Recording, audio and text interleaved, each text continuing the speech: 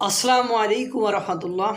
যদিও এনসিপি এবং এদের যারা লিডার আছে তারা কখন কি করে বা কখন কি বলে সেটা বুঝে ওঠা খুব কষ্টকর।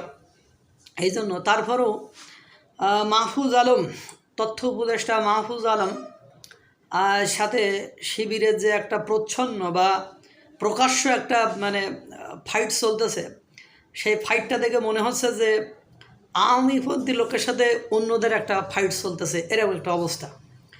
যেখানে মাহফুজ আলম বলেছে যে হেফাজত ইসলামকে শাপলা চত্বরের প্রক্সি টিম হিসাবে ব্যবহার করেছে জামাতে ইসলাম। কথা বলেছে মাহফুজ আলম, তথ্য উপদেষ্টা মাহফুজ আলম। এখন আমারও এরকমই মনে হচ্ছে। কেন মনে হচ্ছে? এর একটা কারণ বলছি আপনাকে। দেখেন, আপনি এই 2-3 দিন এই শাহবাগীদের নিয়ে যে কথাবার্তা হচ্ছে বা শাহবাগী, তারপরে আপনার ওই লাখির গ্রেপ্তার সহ শিবিরের সভাপতি সাদিক কাইম বলেছে জীবন দিয়ে হলেও শাহবাগীদের রক্ষা করবে। আপনি এই কথা কি বুঝতে না? ওয়ার্ড শব্দ চয়নে কিন্তু বোঝা যাচ্ছে যে ঘটনা। এরপরে দেখেন, এই শাহবাগীদের নিয়ে যারাই আন্দোলন করছে বা যারাই কথা বলছে, এরা প্রত্যক্ষ এবং পরোক্ষভাবে কোনো না কোনোভাবে তারা জামাত শিবিরের সাথে সম্পৃক্ত। এখন এটা তো আমাদের কথা না, আমরা জাস্ট একটা অপিনিয়ন দিতে পারি। এখন সেক্ষেত্রে আপনার মাহফুজ আলম বলেছে যে শাপলা শাহবাগী সকলেই সহায়তা করেছিল, সকলেই আমাদের সহযোদ্ধায়, এই জন্য আমরা শেখ হাসিনার পতন ঘটাতে পেরেছি, নইলে এটা সম্ভব ছিল না। তাহলে এটা তো ঠিকই বলছে, মাহফুজ আলম ঠিকই বলছে। কারণ শাহবাগের ওই গণজাগরণের যে মঞ্চ, ওই মঞ্চে তখনই কোটি কোটি লক্ষ লক্ষ লোক হয়েছিল, সে লোকে লোকারণ্য। সেটা দেখেই তো পলিসির পরিবর্তন হয়েছে। এর সবচেয়ে বড় উদাহরণ হলো পিনাকি ভট্টাচার্য।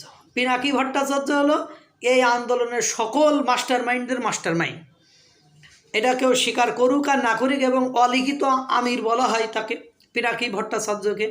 যদিও অনেকে এই অপিনিয়ন দিচ্ছে যে জামাতকে নিয়ে অনেকে বিতর্ক সৃষ্টি করে, অনেকে ঝামেলা করতে চায়, অনেকে মুক্তিযোদ্ধার বিষয়টা নিয়ে তাদেরকে সাপোর্ট করতে চায় না, এজন্য তারা এই যে নতুন এনসিপি একটা নতুন পার্টি করছে, এটা জামাতের বি টিম হিসাবে কাজ করবে, তরুণদের নিয়ে তারা এটা করেছে। এটা অনেকের মতামত, জাস্ট আমার কোনো মতামত নেই এই বিষয়ে।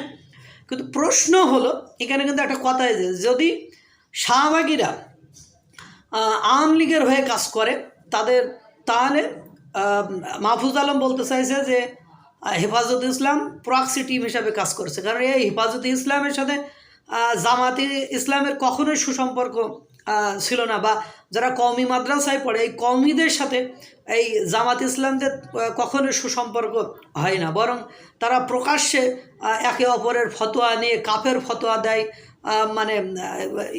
ইমান নেই এসব ফতোয়া দেয়। এবং মাহফুজ আলম তো বলেছে যে আমরা যেসব মাদ্রাসায় পড়তাম সেই মাদ্রাসায় আলেম ওলামারা এই জামাত ইসলাম সম্পর্কে সবসময় নেগেটিভ কথা বলতো, এবং তারা ইসলামের শত্রু বা এই ধরনের একটা কথা বলছে, যারা ইসলাম থেকে দূরে বা এরকম একটা কিছু বলছে হয়তো বা এরকম বিষয়টা এরকম দাঁড়াইছে। এখন ঘটনা হয়েছে এবার কিন্তু লাগছে, কি লাগছে বলেন তো? লাগছে হলো, এখন আমি যা দেখছি শাপলার সাথে শাহবাগীদের একটা দ্বন্দ্বে। এখন সেখানে প্রকাশ্যে উপদেষ্টা মাহফুজ আলম কিন্তু শাহবাগীদের পক্ষ নিয়ে ফেলেছে।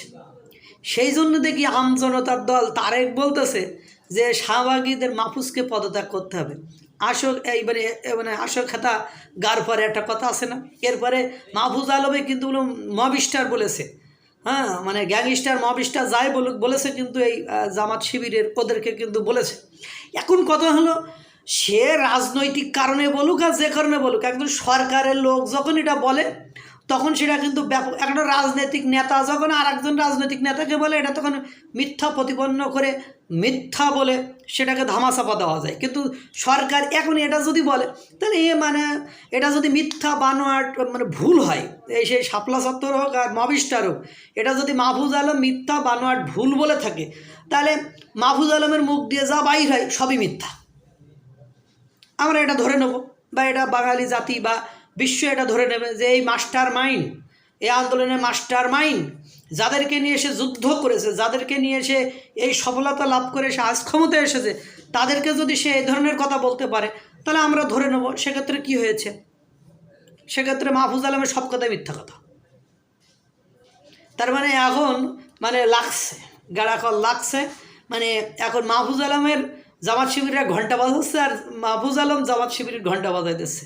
এখন শাপলা চত্বরের বিচার, এদিকে আমরা কেন মোফাজ্জল ইসলাম দেখলাম চিফ প্রসিকিউটর তাজুল ইসলামকে বলছে উনি জামাতের প্রোডাক্ট এবং বিতর্কিত এই বিচার ব্যবস্থা, উনি বলছে, আমার কথা না, উনি বলছে।